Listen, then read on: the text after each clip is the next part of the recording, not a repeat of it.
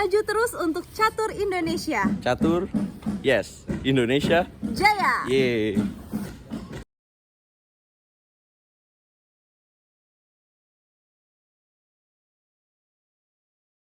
Hai sobat pencinta catur Indonesia, welcome back to channel RL Chess. Teman-teman, saya akan ajak kalian untuk menyaksikan partai dari legenda catur dunia, yaitu mantan juara dunia catur dari India, Viswanathan Anand.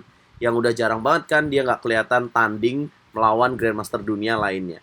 Ya memang karena kesibukan Anand akhir-akhir ini adalah menjadi mentor bagi para pemain catur muda India. Itulah mengapa kalau kalian lihat sekarang Praggnanandhaa Gukesh bisa menjuarai turnamen besar dunia, itu tidak lain karena ada tangan dingin dari legenda catur India ini, Viswanathan Anand di belakangnya.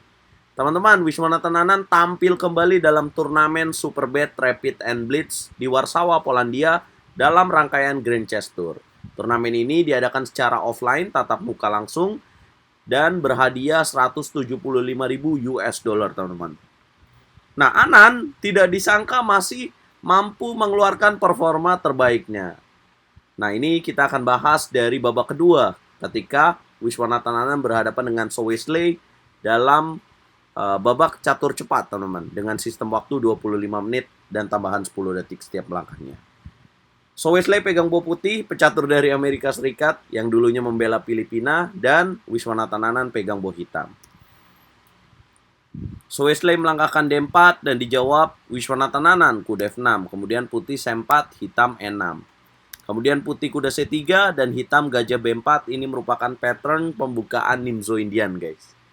Nih kalau saya megang hitam seperti ini, influence saya ketika bermain catur adalah Viswanathan Anand, teman-teman.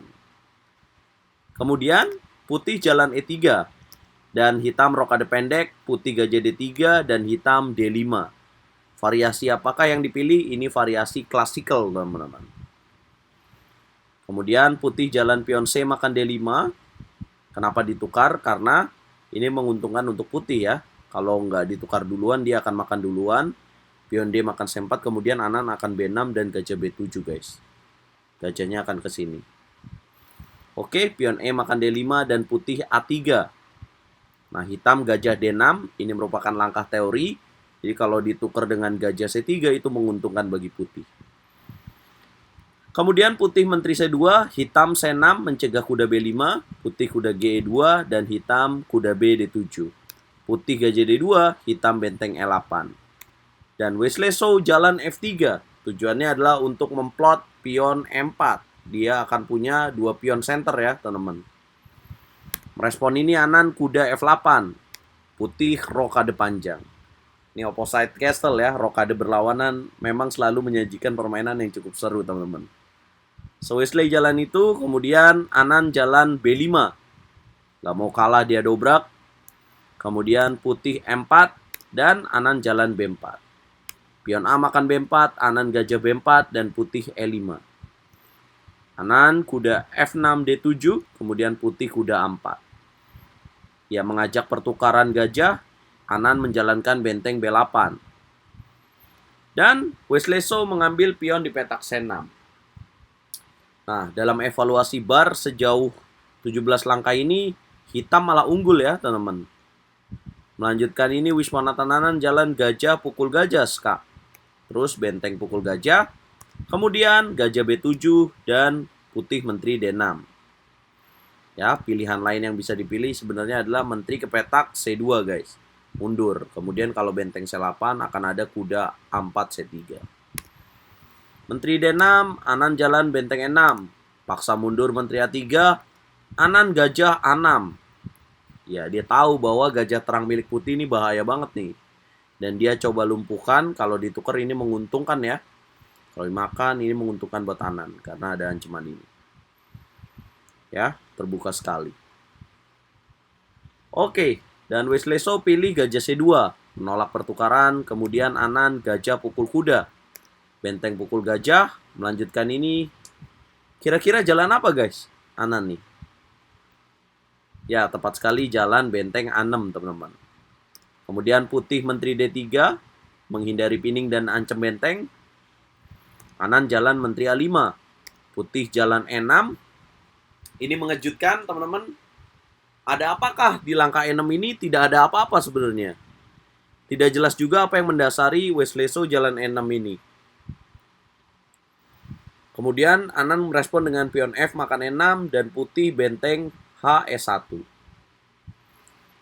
Nah, ya, jadi mungkin ya maksud dari dorongan pion dari Wesleso tadi memberikan pion gratis. Kalau dimakan kuda ya jelas ya pion H7 akan jatuh. Tapi dengan seperti ini ingin memberikan tekanan teman-teman dan membuka jalur E ini teman-teman. Respon apa yang harus dilakukan hitam teman-teman? Ya, tepat sekali. Benteng C6 ya. Mempining raja dan mengancam menteri makan A4. Kemudian, kuda C3 dimainkan oleh Wesleso dan ini membuat keunggulan bagi hitam. Ya, tepat sekali. Menteri A1 Ska. Kemudian jalan raja D2. Tidak menutup dengan gajah ke petak B1. Kalau ditutup, maka hitam akan jalan benteng B3, teman-teman. Dengan ide benteng pukul kuda di sini. Kalau dijaga dengan benteng C2, maka hitam akan melanjutkan dengan kuda B6 dengan tujuan kuda ke petak C4. Ya. Ini kalau dijaga lagi benteng E2 saya rasa sih udah under control pemain hitam ya, teman-teman. Akan ada kuda A4. Kalau dimakan ya nggak bisa ya karena pinning dan menekan titik C3 ini, guys.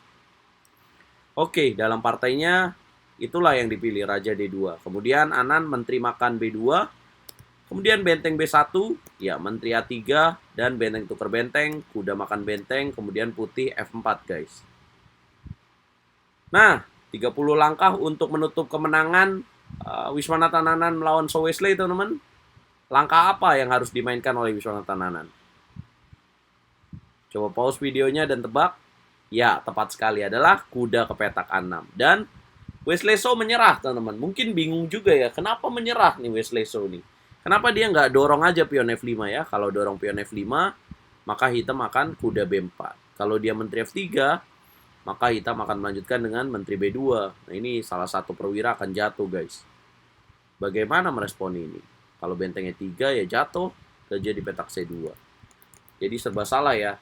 Atau ada langkah lain, Bang, seperti benteng E3. Kalau benteng E3 ya tetap kuda B4, kalau misalkan menteri B5 tetap ada jalan menteri B2 ya, ini ancamannya, guys. Ya udah gajahnya aja dipinggirin. Oke, gajahnya dipinggirin, Bang, ke petak D1. Respon apa, Bang? Hitam. Ya, kuda B4. Kalau misalkan menteri ke petak F3, ya, maka akan dilanjutkan dengan menteri B2. Kena juga ya, teman-teman, atau kuda G6 dulu. Kalau menteri B2 juga menang sih. Kemana, guys? Jatuh juga ya perwiranya. Nah, inilah yang terjadi. Hebatnya apa, teman-teman? Hebatnya ya udah lama nggak main Wiswanathan Anan tapi masih mampu ngalahin So Wesley, teman-teman. Ini mengagetkan juga sih. Yang berarti apa? Yang berarti Wiswanathan Anan nih diam-diam belajar juga ya. Terus belajar. Sehingga ketika dia mendapat undangan dari turnamen besar dengan sistem rapid dan blitz, dia masih mampu menunjukkan kualitasnya. Nah, tapi Anan juga nggak akan cuma main di turnamen ini, teman-teman. Dia akan main di turnamen catur kategori standar di Norway Chess. Dia akan berhadapan dengan Magnus Carlsen juga di tempatnya Magnus Carlsen. Kalau menurut kalian apa sih yang membuat Wiswanathan Anan tetap bisa mengalahkan So Wesley yang masih populer sampai sekarang ya, lagi masa emasnya nih? Nah, jadi catur harus latihan tiap hari ya, teman-teman. Dan saya selalu teringat dengan apa yang diucapkan oleh Vladimir Kramnik. Kalau kalian main catur tiap hari dan latihan tiap hari, maka intuisi kalian ketika bermain catur akan selalu bagus, teman-teman. So, jangan lupa main catur. Dan kalau kalian suka video ini, teman-teman tolong bantu dengan like, share, and subscribe. Dan juga dukung terus percaturan Indonesia. Kalau kalian suka main catur, dapetin informasi terupdate dari dunia percaturan hanya di YouTube RL Chess. Catur yes, Indonesia, jaya bosku. Anan nih bos, senggol dong. Maju terus untuk catur Indonesia. Catur, yes, Indonesia, Jaya! yeay.